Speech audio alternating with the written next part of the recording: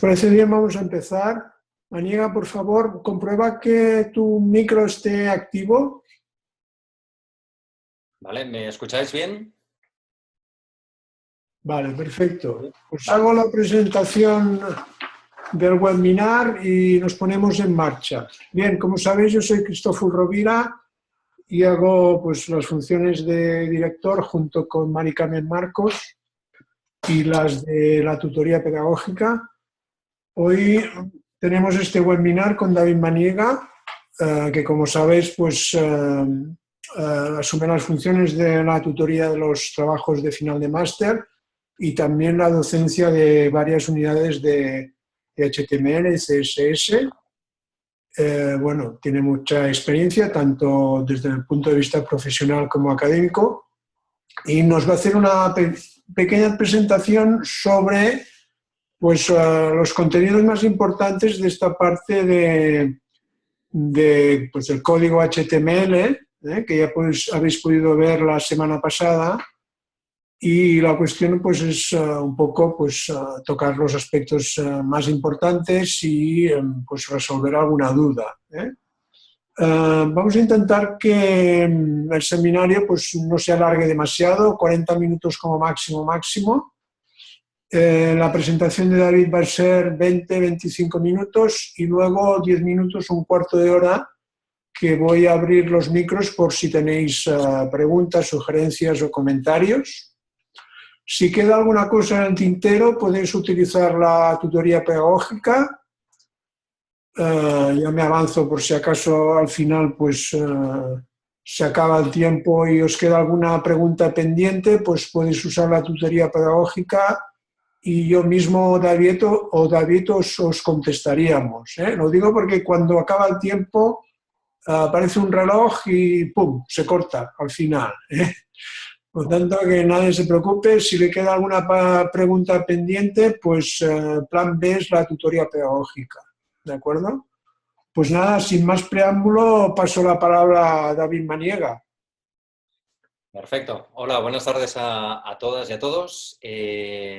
Bueno, como tenemos estos 20 minutos por mi parte, voy a ser bastante sintético e intentar dar una pincelada precisamente sobre lo que suponen o lo que son los diferentes lenguajes de etiquetado y de programación para la web.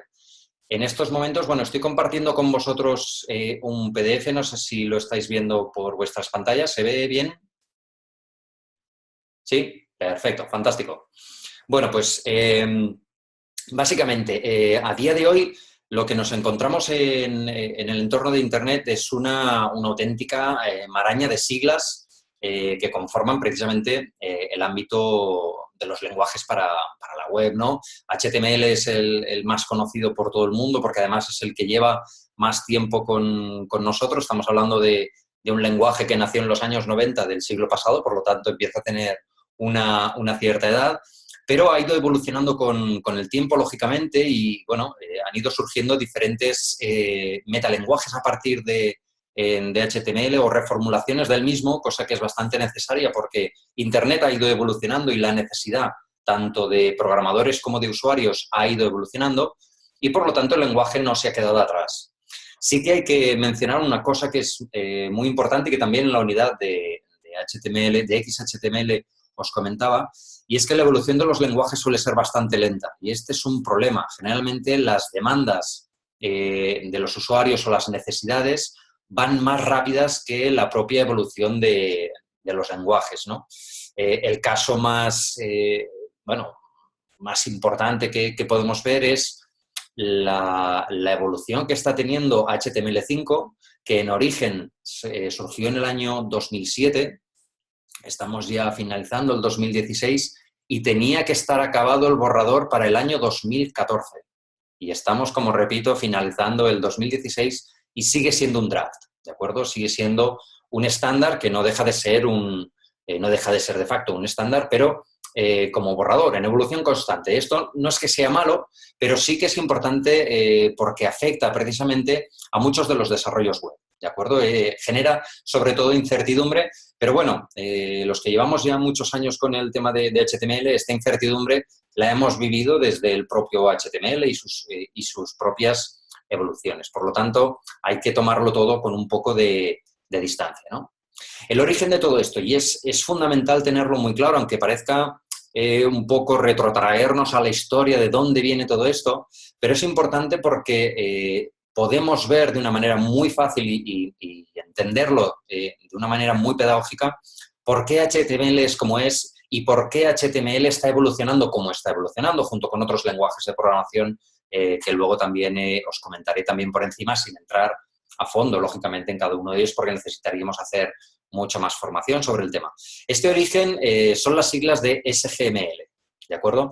SGML es un estándar basado en una ISO, la 8879, que surgió allá por el año 86 y que esta norma lo que define como modelo abierto es un conjunto de estructuras para crear documentos digitales, ¿de acuerdo? Había un problema para poder transmitir y difundir sobre todo diferentes tipos de documentos digitales y se hacía evidente la necesidad de un nuevo lenguaje.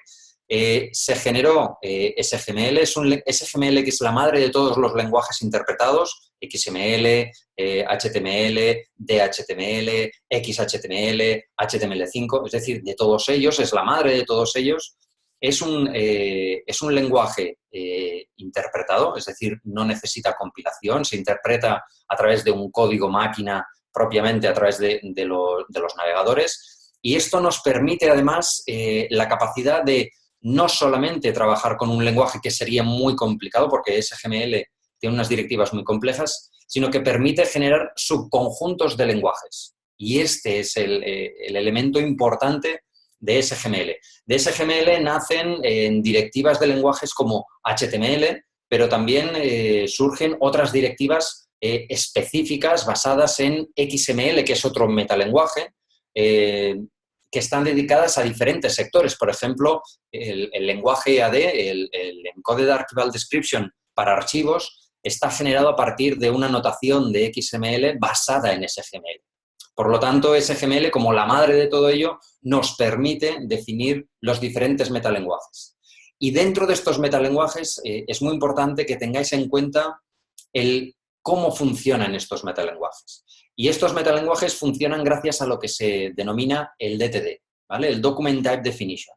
El Document Type Definition viene a ser una especie de diccionario, para rebajarlo al máximo, lo voy a simplificar mucho, es como si fuera una especie de diccionario que nos dice qué etiquetas conforman un lenguaje determinado, por ejemplo, HTML, pues las etiquetas body, la etiqueta P, la etiqueta table, la etiqueta TD, etcétera, las define en su conjunto y nos permite definir cómo van a actuar. Es decir, como es un lenguaje interpretado, cuando un navegador se encuentre con esa etiqueta que sabe que es HTML, ¿cómo se va a comportar cuando la lea? Y esa definición, esa DTD, es la que nos permite saber cómo podemos trabajar y qué va a hacer cada una de estas etiquetas, ¿de acuerdo?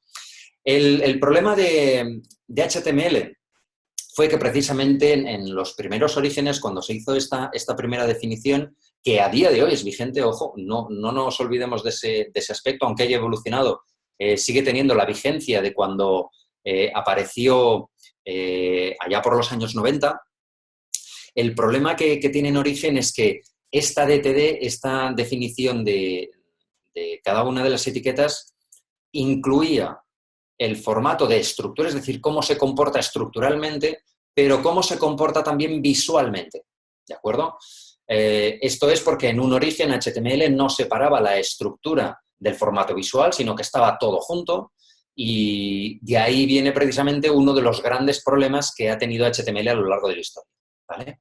Si vemos en este cuadro cómo se ha ido reformulando a partir sobre todo en los años 90, donde aparecieron sobre todo dos grandes irrupciones, como fue HTML 3.0 en el año 97 y en el año 2000 ya XHTML, que es el que hemos visto en la unidad 1.3. Fijaros que, por ejemplo, XHTML ya fue reformulado desde la base que se tenía que hacer sí o sí una separación entre la estructura y el aparato visual.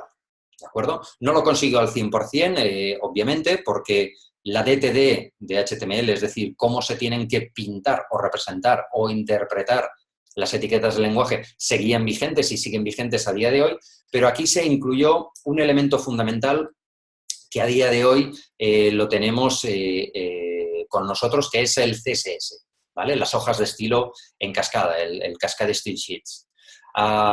El CSS viene a ser un estándar que acompaña a HTML y que permite aportar una apariencia, un formato visual a cada una de las etiquetas.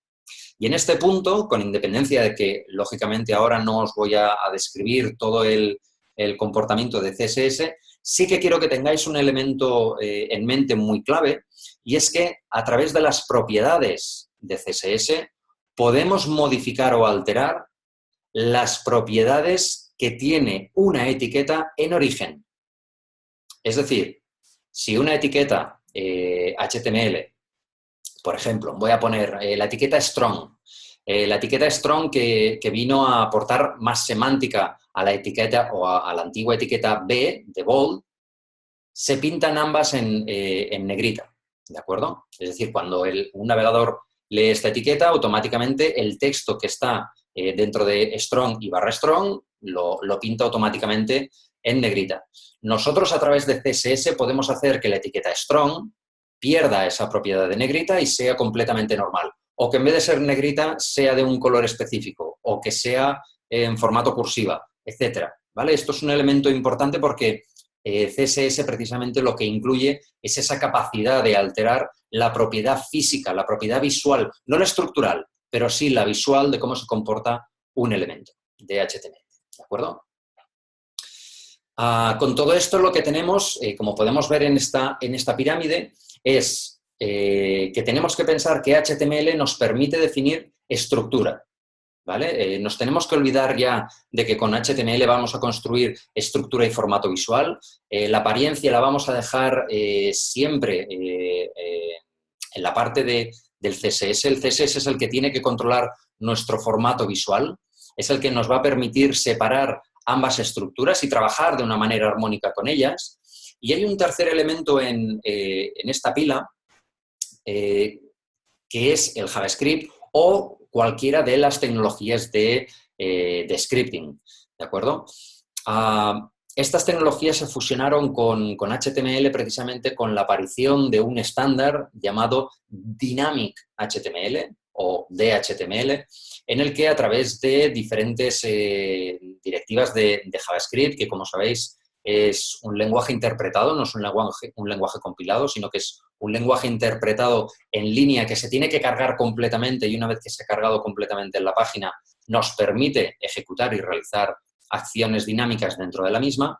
La parte de JavaScript es la que nos va digamos, a aportar esos elementos dinámicos o ese dinamismo que nosotros queramos aportar a una página en concreto, ¿vale? Es aquí donde, por eso precisamente en el debate os preguntaba si HTML lo considerabais o no un lenguaje de programación.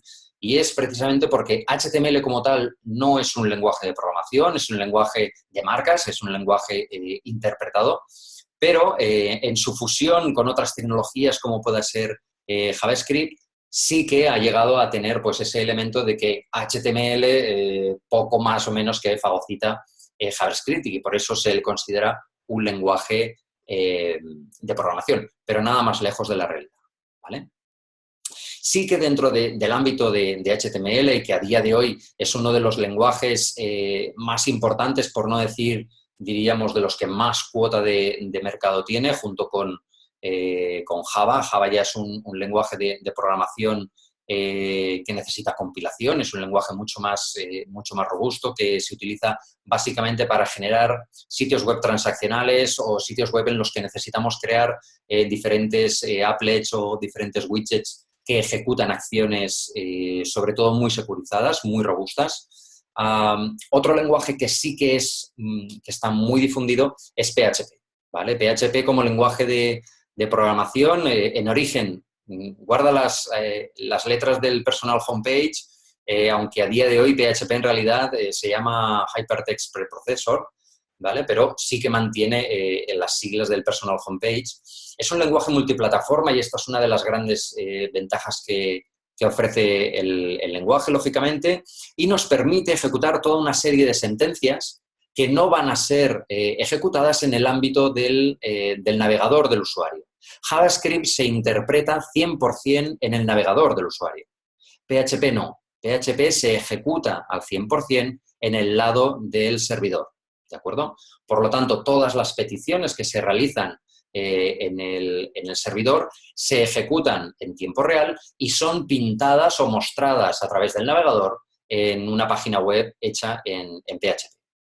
La gran ventaja de este lenguaje, y es por el que sobre todo ha tenido y tiene una gran hegemonía en el entorno, es que permite conectarnos con la gran mayoría de manejadores de bases de datos como MySQL, PostgreSQL, bases de datos Oracle, etcétera, con lo que podemos tener una gran capacidad para almacenar datos en bases de datos, atacar a esas bases de datos y mostrar elementos dinámicos o hacer peticiones a esas tablas de la base de datos para mostrar información diferente en función de las peticiones que nos haga el usuario o del tipo de web que estemos montando, ¿no?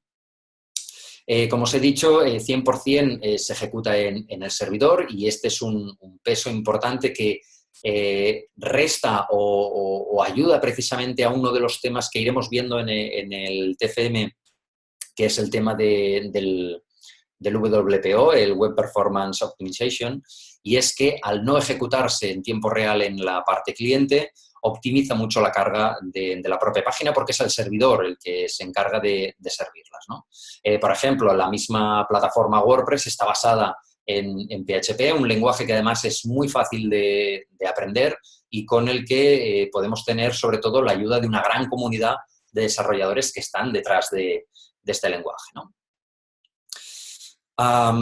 Actualmente, como os comentaba antes, HTML ha ido evolucionando con el tiempo y la última evolución que surge desde un draft del año 2007 es HTML5. Este draft que sigue como draft, es una pena que siga como draft y esto ha hecho que ha habido un parón muy grande desde la última evolución de lo que iba a ser HTML2. Después de XHTML iba a surgir el HTML2 que nunca... HTML4 que iba a surgir hacia HTML 4.2 y nunca llegó. Se saltó directamente a HTML5, incluyendo una serie de elementos fundamentales, un triángulo que no puede faltar, que es el lenguaje HTML, el lenguaje de scripting de JavaScript y el uso de hojas de estilo, CSS y en este caso la versión 3, porque CSS también tiene dos versiones, CSS2 y CSS3, ¿de acuerdo? Esta tríada entre etiquetas de HTML antiguas y nuevas, que ahora os comentaré, el uso de JavaScript y el uso de CSS nos permite, de hecho, incluir o potenciar elementos que hasta ahora estaban un poco complejos o difíciles de mostrar en cualquier página web, como son el tema de gráficos avanzados, en gráficos 3D, aparato multimedia y acceso sobre todo a conectividad con múltiples aparatos, ¿de acuerdo? La ventaja de HTML5 precisamente estriba en que ha generado nuevas etiquetas, ¿de acuerdo? El propio estándar se ha vuelto mucho más semántico. Actualmente ya cuando definimos un entorno como cabecera ya podemos utilizar una etiqueta header. Cuando utilizamos un entorno que es la barra de navegación ya podemos utilizar una etiqueta semántica que es nav. Es decir, estamos diciendo qué es cada elemento. Actualmente no. Actualmente nosotros cuando generamos un entorno del menú de navegación, pues simplemente está dentro de una etiqueta div, que es un contenedor, y dentro de este contenedor, como mucho, asociaremos un ID o una clase específica donde le digamos que aquello es la barra de navegación, pero no estamos aportando semántica. Y este es el gran cambio, sobre todo, que está aportando HTML5. En este sentido, sí que hay que decir que es una pena que HTML5 siga siendo un estándar que está en evolución y que el mercado lo está adoptando de una manera bastante lenta o mucho más lenta de lo que tendría que ser.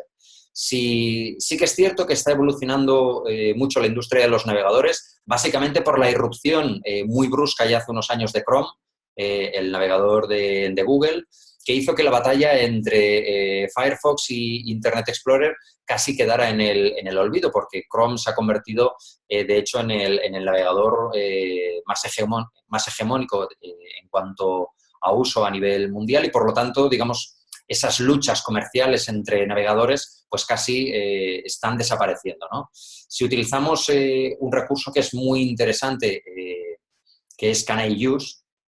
Can I Use es una web que nos permite ver sobre el estándar HTML5 o la etiqueta, una etiqueta en concreto, qué nivel de conformidad va a tener con respecto a los estándares y con respecto a los navegadores. Pensad que si utilizamos nosotros una etiqueta de lenguaje que no se puede ver en según qué navegadores o que sabemos que no es conforme a según qué navegadores, vamos a estar limitando el acceso a bastantes usuarios.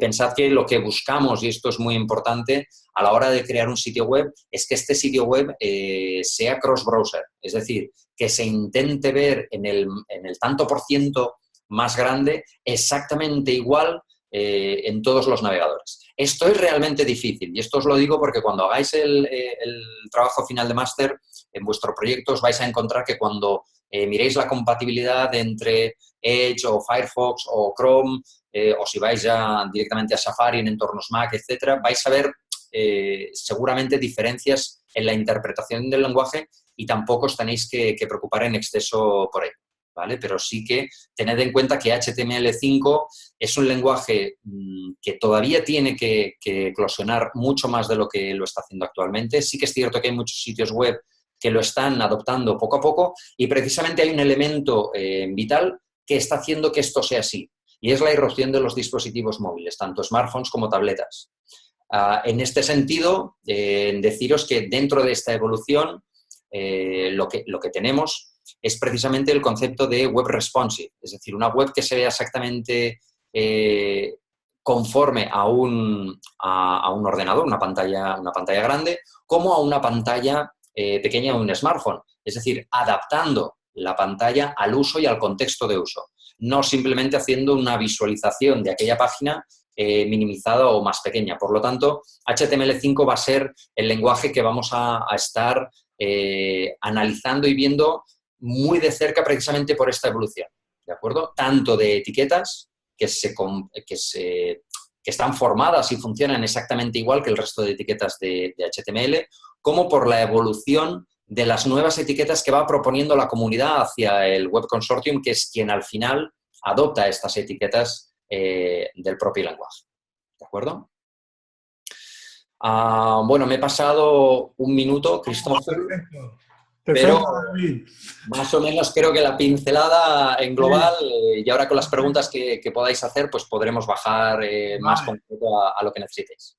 Perfecto, muchas gracias, David. Vamos a ver cómo nos organizamos. Vamos a ver, hay la posibilidad de que levantéis la mano para hacer preguntas. Para levantar la mano tenéis que activar el listado de participantes que aparece al lado derecho.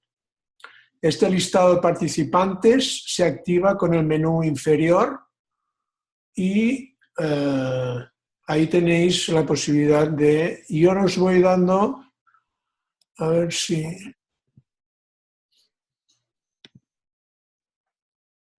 Darío, espera que te doy voz.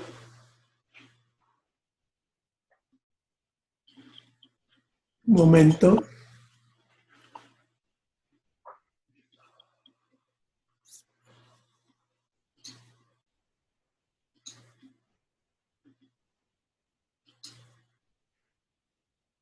Un momento que me aclare yo.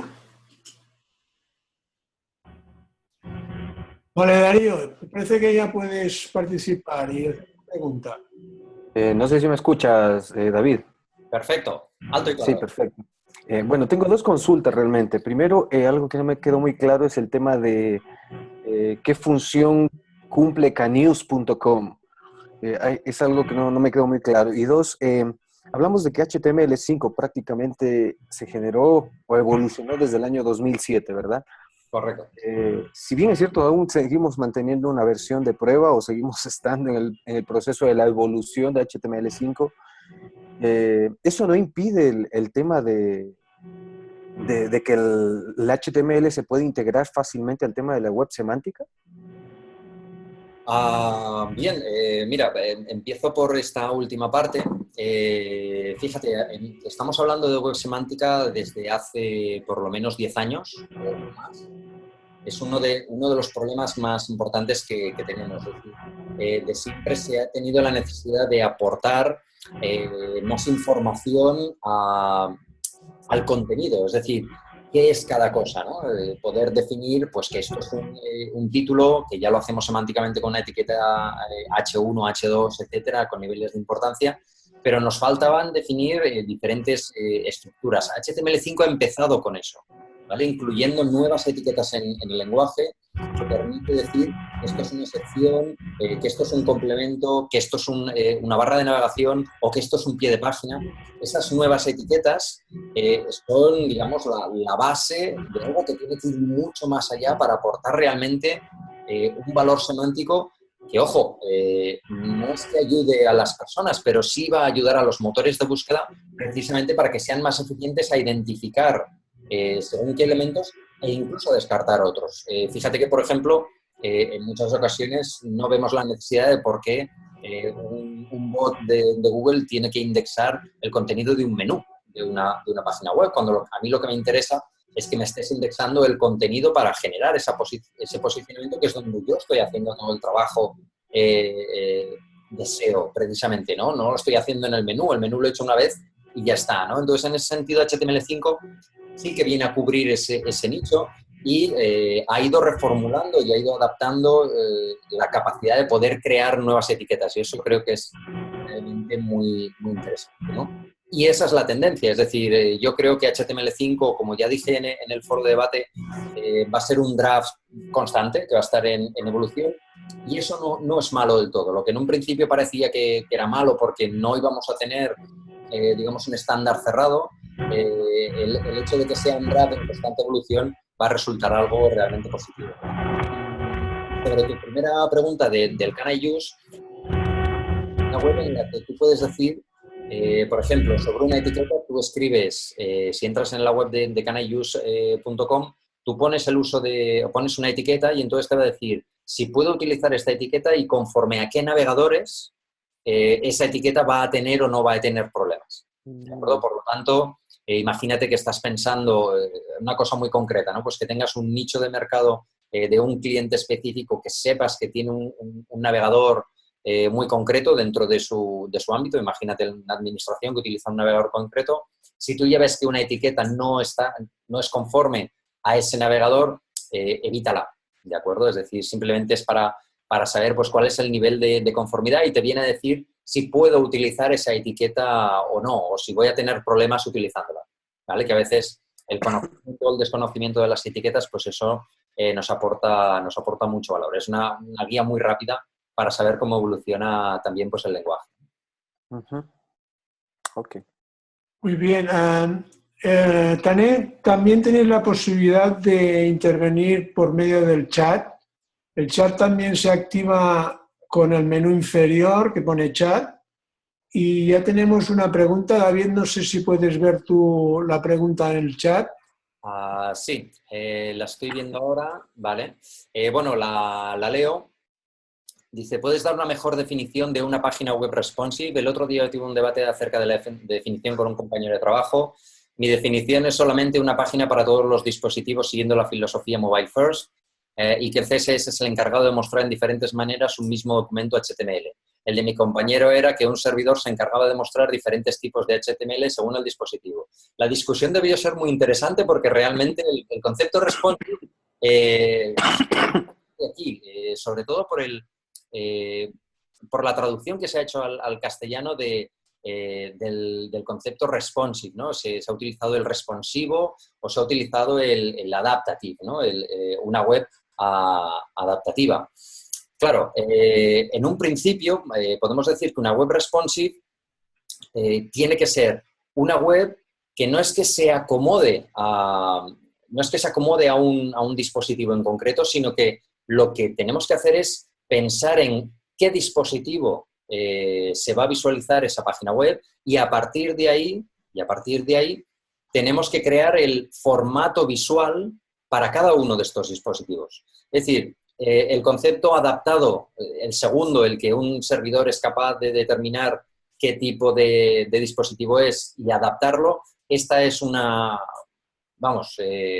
concepto que ya no se utiliza tanto, sino que precisamente ese elemento de mobile first es el que está reinando en el concepto, o que subyace en el concepto responsive, ¿de acuerdo? Es decir, a partir de que nosotros diseñamos desde un modelo de interacción para un dispositivo móvil, lo vamos a ir adaptando también para otros tipos de dispositivos, ¿vale?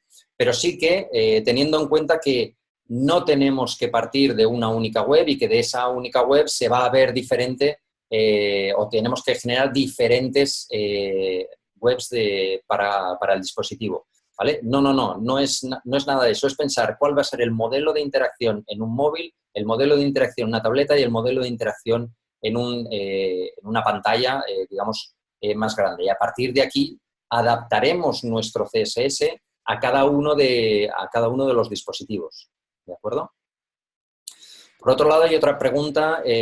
¿No podría ser el sinónimo de cross-platform? Bueno, sí y no. Sí y no, ¿por qué? El problema que nos encontramos con las plataformas y con los dispositivos es precisamente la gran dispersión de dispositivos que hay y la escasa adaptación a los estándares que hay por parte de muchos de ellos. Es decir, he visto hacer esfuerzos ingentes para intentar adaptar un sitio web a un dispositivo concreto. Eso no es cross-platform. Eso sería ya trabajar para un dispositivo en concreto que si no sigue los estándares ya no es cross-platform. Es decir, cualquier desarrollo cross-platform se tiene que basar en el uso de los estándares. Y si un dispositivo no adopta los estándares como debe, lo que estamos haciendo es poner parches. ¿De acuerdo? Esto es uno de los elementos muy importantes y que, fijaros, hoy en día la industria está cambiando precisamente porque lo que tenemos que hacer es generar un único HTML basado en estándares 100%, evitando hacer parches o adaptaciones o excepciones a la regla para que funcione en diferentes dispositivos. ¿De acuerdo? Los dispositivos, al fin y al cabo, con el tiempo se van adaptando a lo que nosotros creamos siempre que estemos dentro de un estándar. Es la única manera de tener supervivencia porque si no, fuera de un estándar tendremos un problema. Por aquí también se comenta, vale, sí, que según Steve Crack, pues la clave es un solo HTML, esto es correcto. Siguiendo con el tema de la web semántica, ¿cómo ves, David, el papel que pueden desempeñar los documentalistas en este campo? ¿Tenemos hueco? Gracias. Por supuesto que sí. Es decir, la web semántica, pensad que es para documentalistas y no documentalistas, pero en el caso de los documentalistas, la capacidad de haber trabajado ya anteriormente en la definición de ontologías, por ejemplo, o de árboles de conocimiento, hace que un documentalista tenga una capacidad bastante importante para trabajar el concepto de la semántica, sobre todo en cuanto a la definición de contenidos, lo que es el copywriting, ¿vale? El copywriting es realmente muy importante a la hora de construir un sitio web. Perdona, David, nos queda menos de un minuto. Vale, queda muy poquito. Si quieres ir haciendo una conclusión final, y ya sabéis que estará disponible en vídeo en el aula virtual este webinar. Perfecto. Pues bueno, la conclusión y muy rápida es tenemos que basar toda nuestra creación web en estándares, no salirnos de los estándares, pensar sobre todo en que tenemos que realizar un diseño web que se adapte a la necesidad del usuario, no a la necesidad tecnológica, sino a la necesidad del usuario y que cumpla esa necesidad. El objetivo tiene que ser ayudar al usuario a cumplir su expectativa cuando llegue a nuestro sitio web. Construir este sitio web con estándares a día de hoy significa HTML, puede ser el XHTML o HTML5, CSS separando estructura y formato visual, eso es fundamental, y añadiendo, en el caso de que lo necesitemos, la capa dinámica a través de lenguajes de scripting como pueda ser JavaScript, JSON o cualquier otro lenguaje de programación o interpretado. Perfecto, David. Muchas gracias. Muchas gracias a todos por haber participado en este webinar. Ya sabéis que vamos a hacerlo de forma habitual durante el máster o el posgrado. Y nada más, ¿eh?